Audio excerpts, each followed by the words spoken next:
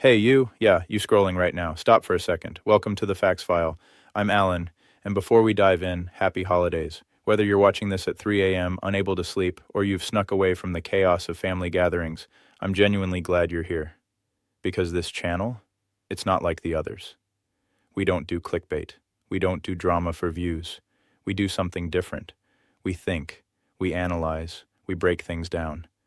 So right now, I need you to forget everything else. Forget the screaming headlines. Forget the algorithm trying to manipulate you. Forget the noise. For the next few minutes, it's just you and me, cutting through the nonsense, getting to the truth. If this is your first time here, ask yourself why you clicked. If it's because you're exhausted from being talked at instead of talked with, then hit subscribe, not for hype, not for theatrics, but because you actually want to understand what's happening in the world. This is your front row seat to reality.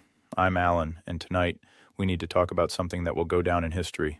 Trump, prison, a conviction that changed everything. Now listen, we need to have a serious conversation about what actually happened with Trump's hush money sentencing in January, because there's been so much confusion, so much misinformation swirling around this case, that most people don't even understand what it really means. We now have a president of the United States who is officially a convicted felon. Let that sink in. A convicted felon serving as president. Here's what happened. The Supreme Court rejected Trump's emergency request to block his sentencing on January 9th. Chief Justice Roberts and Justice Barrett joined the three liberal justices, overruling four conservative justices who dissented. That cleared the path for Judge Juan Merchan to proceed with sentencing on January 10th, just days before Trump's inauguration. The sentence Merchan handed down? Unconditional discharge, no prison time, no fines, no probation. But here's the crucial part everyone's missing. The conviction itself stands. Trump is now officially the first president in American history to hold office as a convicted felon. Think about that. In 248 years of American history, this has never happened before. Never. The implications are staggering. We're in completely uncharted territory when it comes to the rule of law, accountability, and justice in America. Now, regardless of how you feel about Trump, regardless of your politics, let's look at the facts. The specific crimes Trump was convicted of: 34 felony counts of falsifying business records. These charges stemmed from payments made to adult film actress Stormy Daniels during the 2016 campaign to silence her about an alleged affair. The prosecution's case was straightforward. They argued Trump orchestrated the scheme to pay Daniels, then covered it up by recording the payment as legal expenses in his business records.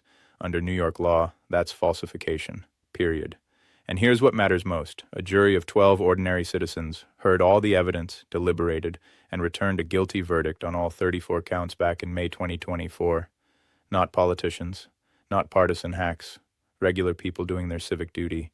They made Trump the first former president ever convicted of felony crimes. And what did he do? He ran for president anyway, won the election, and took office as a convicted felon whose sentencing had been delayed again and again because of appeals and legal maneuvering specifically designed to push it past Inauguration Day. The Supreme Court's decision to deny the emergency stay was massive. Why? Because it showed that even some conservative justices, Roberts and Barrett, weren't willing to intervene to protect Trump from facing consequences. The four dissenting justices, Thomas, Alito, Gorsuch, and Kavanaugh, argued the sentencing should be blocked because of the unique circumstances of a president-elect facing criminal punishment days before taking office. But the majority held firm. The case should proceed through normal channels. Trump's arguments could be addressed through the standard appeals process, not through emergency Supreme Court intervention. This was a direct rebuke to Trump's legal strategy, which had relied heavily on getting courts to short-circuit normal procedures and grant him special treatment. Judge Merchan's decision to impose unconditional discharge rather than actual punishment reflected the impossible situation he faced. He was sentencing a convicted felon who was about to become president, someone who couldn't realistically be sent to prison or placed on probation while holding the highest office in the land. Merchan acknowledged that Trump's crimes were serious. Under normal circumstances, someone convicted of 34 felonies would face real consequences, serious consequences, but he also recognized that imposing jail time, fines, or supervision on a sitting president would create constitutional complications the courts weren't prepared to handle. So the unconditional discharge allowed the conviction to stand, cementing Trump's status as a felon while avoiding the practical impossibility of actually punishing someone about to assume the powers of the presidency. Trump's response? Exactly what you'd expect. He called it a witch hunt, vowed to keep appealing forever. But here's the reality that no amount of appealing can change. He is now a convicted felon. The conviction is on his record. The jury's verdict stands. The historical fact that the 47th President of the United States was convicted of 34 felonies cannot be erased. No matter how many appeals get filed, no matter how many times Trump claims he was treated unfairly, this is his legacy now, not just as president, but as the first felon to hold the office. And it raises a question that should terrify everyone. Does the rule of law mean anything when someone powerful enough can avoid real consequences even after being found guilty by a jury of their peers? Let's dig deeper into how we got here and what it tells us about American justice and the challenges of holding powerful people accountable. The hush money case was always the least serious of Trump's criminal matters. The classified documents case, the January 6th cases, those involved much more significant alleged misconduct. But this was the case that moved fastest through the system, the case that resulted in an actual trial and conviction before the 2024 election. The Manhattan District Attorney's Office prosecuted it efficiently, presenting evidence over several weeks that convinced all 12 jurors beyond a reasonable doubt that Trump committed these crimes. This wasn't some rushed, unfair process. This was the American criminal justice system operating exactly as it's supposed to when someone breaks the law. The evidence was compelling. Testimony from key witnesses, including Michael Cohen, Trump's former attorney who was directly involved in arranging and concealing the Stormy Daniels payment. Cohen testified that Trump personally directed the scheme, that Trump knew the payments were being disguised as legal expenses to hide their true purpose. The defense attacked Cohen's credibility. They argued the documentary evidence didn't prove Trump's direct involvement, but the jury disagreed. After reviewing all the evidence, after hearing arguments from both sides, they unanimously concluded Trump was guilty on all counts. This is how criminal trials work. Witnesses testify, evidence gets presented, lawyers make arguments, jurors decide what they believe. And in this case, the jurors unanimously said, guilty. The delay between the May verdict and the January sentencing revealed Trump's legal strategy in full display. Use every available procedural tool to postpone consequences and complicate the proceedings. His lawyers filed motion after motion, challenging the verdict on various grounds. They argued evidence was improperly admitted, that the prosecution's theory was flawed, that presidential immunity should protect Trump from conviction for campaign-related actions. Judge Merchan rejected these arguments and scheduled sentencing, but the appeals and emergency motions kept coming, all the way up to the Supreme Court. The goal was crystal clear: push the sentencing past inauguration, when Trump could potentially use presidential powers to further complicate or derail the case. But the Supreme Court's refusal to grant a stay defeated that strategy, forced Trump to face sentencing before taking office. That Supreme Court vote, 5-4, with Roberts and Barrett joining the 3 liberal justices against the 4 most conservative members, that split is significant. It shows that at least some conservative justices weren't willing to extend special protection to Trump, despite his political importance to the conservative movement. Roberts and Barrett apparently concluded the normal legal process should be allowed to proceed, that Trump's arguments could be addressed through appeals, not emergency intervention, that blocking the sentencing would be inappropriate without any showing that proceeding would cause irreparable harm. The dissenting justices argued the unique circumstances warranted blocking the sentencing, but they didn't have the votes. Now, the unconditional discharge Merchan imposed, that's a sentencing option that exists under New York law for cases where the conviction itself is seen as sufficient sanction, where additional punishment would be inappropriate given the circumstances. It's relatively rare, typically used for minor offenses or defendants with sympathetic circumstances. Using it for someone convicted of 34 felonies? Highly unusual. But Merchan apparently concluded the unique situation of sentencing a president-elect made it the most appropriate option. It allowed the conviction to stand and be recorded while avoiding constitutional complications from actually punishing someone about to assume the presidency. Critics have jumped on this as two-tiered justice. They argue any ordinary defendant convicted of the same crimes would face real consequences, that the discharge effectively rewards Trump for winning an election while under criminal prosecution. And honestly, they have a point. The appeals Trump has promised will take months, probably years, to work through the system. There's no guarantee he'll ultimately prevail, even if he succeeds in delaying final resolution indefinitely. The arguments he's raised about immunity, evidentiary rulings, prosecutorial conduct, they've all been considered and rejected by the trial court. They'll be reviewed by appellate courts that apply deferential standards to trial court decisions. Most legal experts believe the conviction will ultimately be upheld. The evidence was strong, the trial was conducted properly, but the appeals will drag on throughout Trump's entire presidency, providing ongoing ammunition for claims of persecution and unfair treatment. Whether those claims resonate with voters, or whether they grow tired of hearing about legal matters they've already discounted, that will affect the political implications of this ongoing case. The historical significance of having a convicted felon serve as president cannot be overstated. This represents a fundamental departure from the assumptions that have governed American politics since the founding. The framers assumed the electoral process would filter out candidates with obvious disqualifying characteristics. They believed voters wouldn't elect someone found guilty of serious crimes. They didn't include explicit provisions barring convicted felons from the presidency because they thought such provisions were unnecessary. They assumed Americans would never elect a criminal. Trump's election and service as a convicted felon shatters that assumption. It demonstrates that a sufficiently motivated base can overlook criminal convictions that would have disqualified any previous candidate.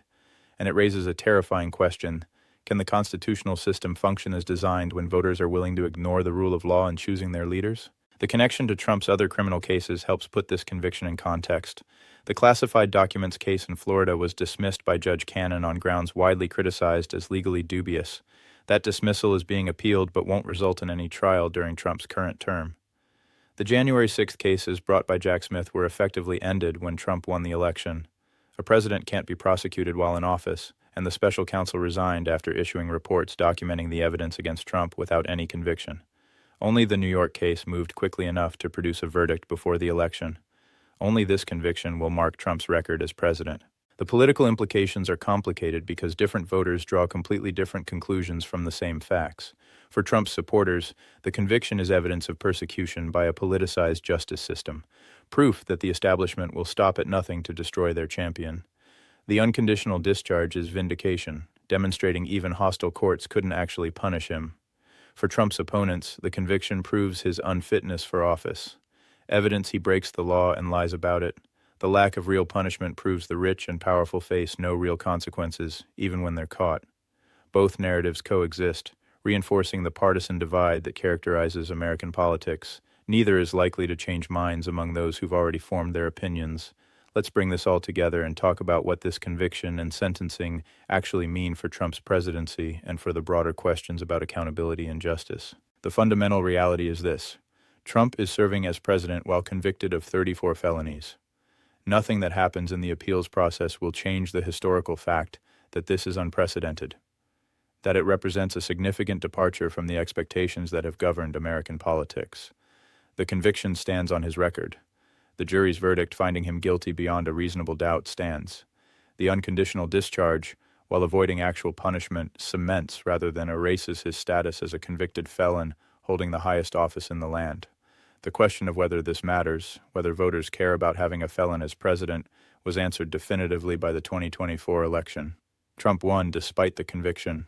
Clearly enough, voters either didn't care or actively viewed it as evidence of persecution that made them more supportive. This is significant data about the state of American politics. It shows criminal convictions aren't automatically disqualifying, that a sufficiently motivated base can overlook conduct previous generations would have considered unacceptable in a president. Whether this represents healthy tolerance for imperfect leaders or dangerous erosion of standards is a question different people will answer differently depending on their political perspectives. The two-tiered justice critique is powerful because it highlights the gap between how Trump was treated and how ordinary defendants would be treated in similar circumstances. A regular person convicted of 34 felonies would almost certainly face real consequences: prison time, substantial fines, probation at minimum, regardless of what other obligations they had or what positions they held. But Trump avoided all that because he happened to be elected president. His election essentially functioned as a get-out-of-jail-free card, shielding him from punishment that would normally follow conviction. This reinforces perceptions that the justice system treats powerful people differently, that wealth and political power can insulate individuals from consequences ordinary citizens cannot escape. Polling data suggests significant majorities of Americans believe the justice system is rigged in favor of the rich and powerful. 58% or more agree wealthy people can evade punishment, ordinary people cannot. The Trump sentencing provides ammunition for this view. Here's the clearest possible example of someone convicted of serious crimes avoiding real consequences because of their position and power. Democrats will certainly use this to argue Republicans are hypocrites about law and order. that they only care about crime when it's committed by people they don't like, that Trump's presidency represents a fundamental betrayal of the principle that no one is above the law. Whether this argument resonates with voters who've already absorbed and discounted the conviction remains to be seen. The contrast with how other political figures have been treated for lesser offenses highlights the exceptional treatment Trump has received. Politicians have resigned over scandals far less serious than 34 felony convictions.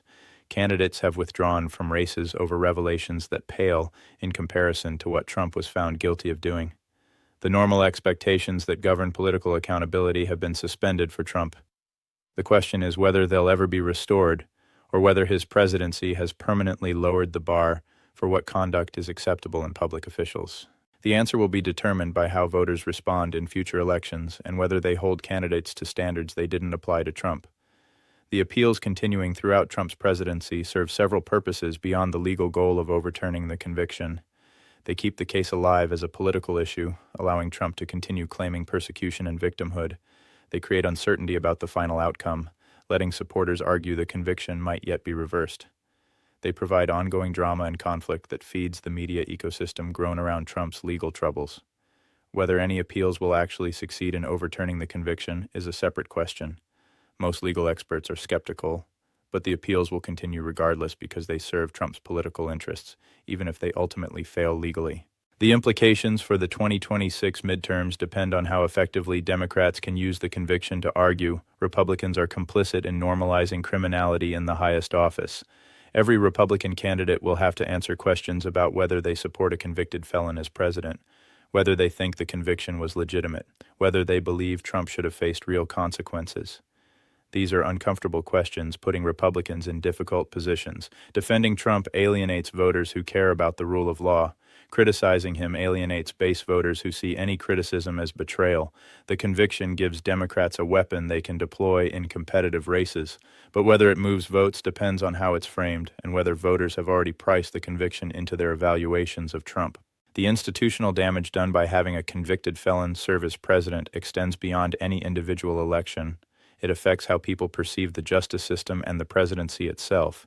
If criminal convictions don't disqualify someone from the presidency, if voters will elect and support a felon regardless of what they were convicted of, then the deterrent effect of criminal law is diminished for anyone who believes they can achieve sufficient political support to survive consequences. Future politicians may conclude the law doesn't apply to them as long as they can mobilize enough voters. That calculation could lead to more criminality, not less. The precedent Trump is setting, that political popularity shields individuals from accountability, that precedent will outlast his presidency. The Supreme Court's role in allowing the sentencing to proceed while declining to block the conviction sends a message about the limits of judicial protection for Trump, even from a court that has shown willingness to rule in his favor on other matters. Roberts and Barrett joining the liberals to deny the stay suggests at least some conservative justices are uncomfortable extending special treatment to Trump beyond what the law requires. This may affect how other Trump-related cases are handled going forward.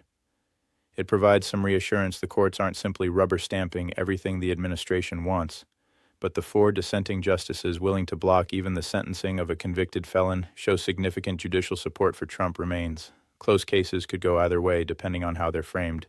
The historical judgment on this period will depend on factors we cannot yet know. Whether Trump serves out his term, what happens in subsequent elections, whether the precedents being set prove durable or temporary. If Trump's presidency is followed by a restoration of normal expectations about accountability, if future candidates are held to standards Trump escaped, then this period may be viewed as an aberration the system ultimately corrected.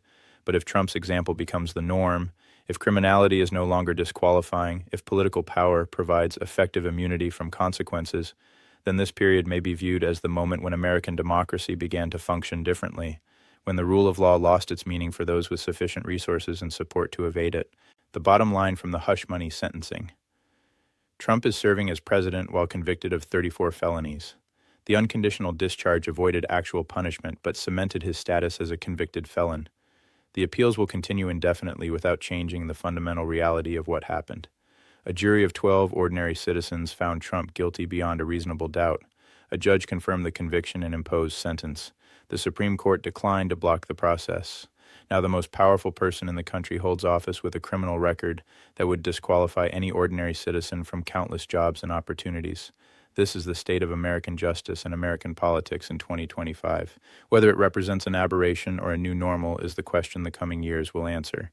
The conviction cannot be erased by winning elections, making political appointments, or issuing executive orders. It's part of the historical record now, permanently. Trump will carry it with him for the rest of his life, regardless of what happens in the appeals process. The first felon president, the first person convicted of crimes to hold the office, the first demonstration that enough political support can shield individuals from consequences the law is supposed to impose equally on everyone. These are the precedents being set, the legacy being created. Future generations will judge whether Americans in this moment rose to the challenge of maintaining the rule of law or failed that challenge in ways that damage the republic permanently. That's what you need to understand about the hush money conviction and sentencing. What it means that we now have a convicted felon serving as President of the United States. The legal process worked in the sense that a guilty verdict was rendered and a sentence was imposed. But justice in a fuller sense, the sense of consequences actually being imposed for wrongdoing, remains elusive for someone with enough power and support to avoid it. Whether that outcome is acceptable, whether a system that produces it deserves to be called a system of justice, is a question each American will have to answer for themselves. I'll keep you updated as the appeals continue and as the political implications play out. But for now, you know the truth. You understand what really happened. And that's what matters. This is the Facts File. I'm Alan. Stay informed, stay critical, and I'll see you in the next one.